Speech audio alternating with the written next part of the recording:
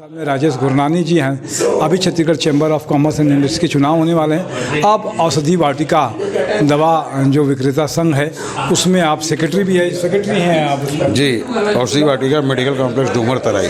जी, क्या कुछ कहेंगे अभी चैम्बर चुनाव को लेकर? चैम्बर चुनाव सामने आ रहे हैं। मैं पहले भी व्यापारी एकता पैनल के साथ ही रहा हूं, अभी भी व्यापारी एकता पैनल के साथ ही हूं। क्या कुछ रहेगा चुनाव में? क्या मुद्दे रहेंगे कि इनका क्या अच्छा काम था या कोई क्या मुद्दे बहुत सारे हैं। इन्होंने 3 साल 3.5 साल में कुछ किया नहीं किसी व्यापारी के लिए, इसलिए मुद्दे बहुत हैं। अब वो बहुत लोग बताएंगे भी।